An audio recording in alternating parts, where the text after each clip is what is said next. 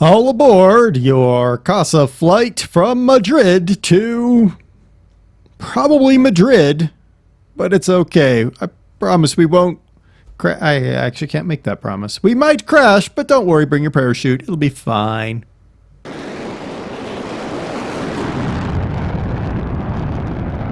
Hello everybody, I'm DerTebbers. Welcome aboard. Welcome to Madrid, Spain. Aboard our CASA CN-235. We are starting engines. We'll go ahead and close the entrance there so we don't get too much prop wash inside the plane. Alright, we're ready to go. Got some flaps there. I think we have plenty of runway too. Oh yeah, should be plenty of runway. Alright, let's power up our two General Electric CT7 9C3 turboprops, 1,750 horsepower each.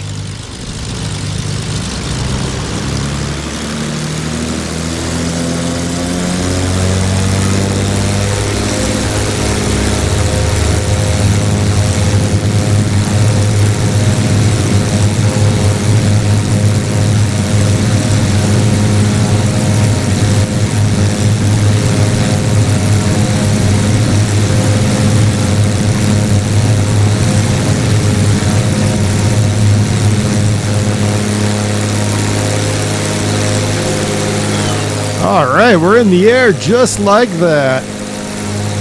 Now I will note, these engines don't sound anything like turboprops.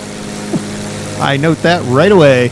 Alright, the CASA IPTN CN-235 is a medium-range, twin-engine regional transport plane developed by CASA of Spain and the Indonesian manufacturer IPTN as regional airliner and military transport. Its primary military roles include maritime patrol, surveillance, and air transport. Its largest user is Turkey, which has 50 of these aircraft. Now, design of this aircraft began January 1980. First flight was in 83.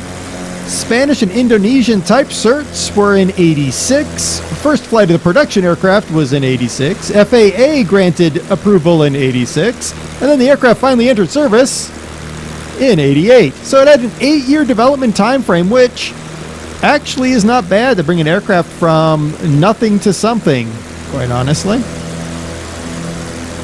In 1995, CASA launched development of the stretched CN-235 called the C-295. In December 2002, the Colombian Navy ordered two 235s for patrol and anti-drug trafficking missions.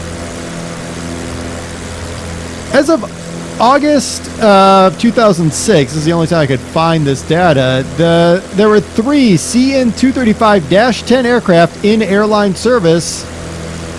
In Africa with Safair, there were two, and Tico Air had one.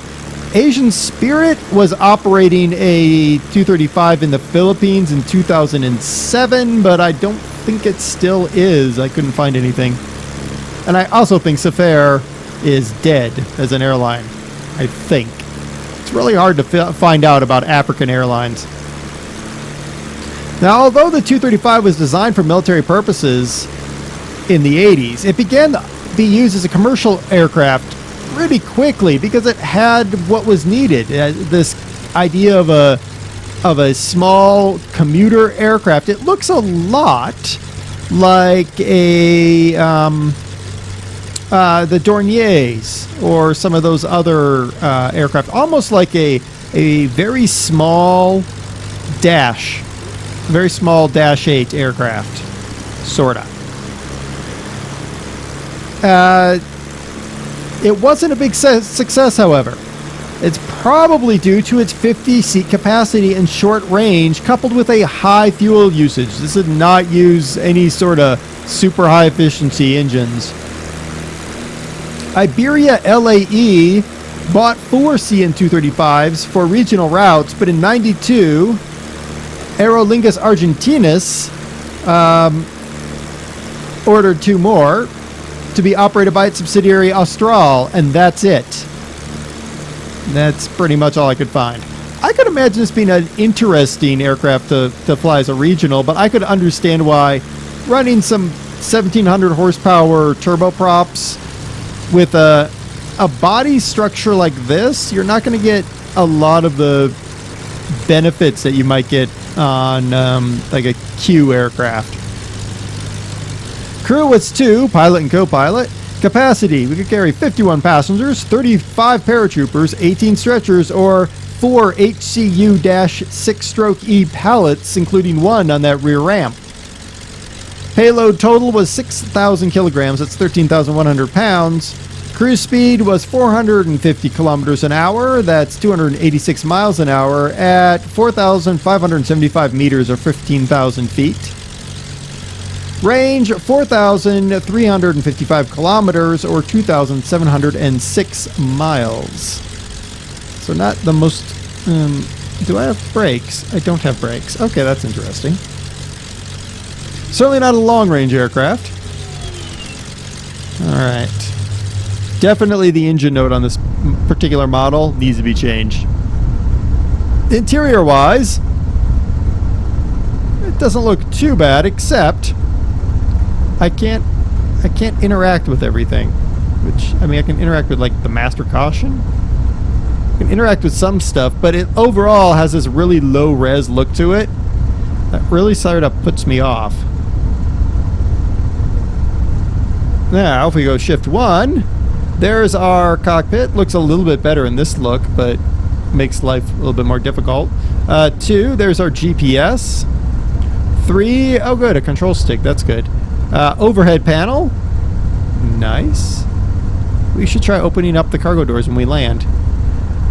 There's our throttle. Alright. And there's comm. That was 6. 7 is autopilot. And that's it.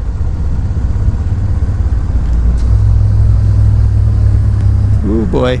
I do know we don't have a don't sink dude, which I kind of like. I don't like don't sink man. Alright, come on, let's go. Down on the deck.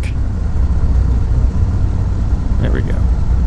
Ah, look, this is going to be a beautiful landing. Look at this. Ah, there we go. Does that have reversing props? No, it does not. Or does it? Doesn't sound like it does.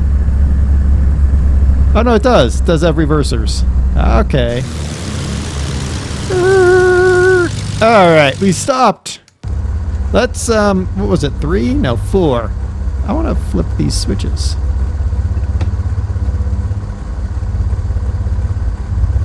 So, okay.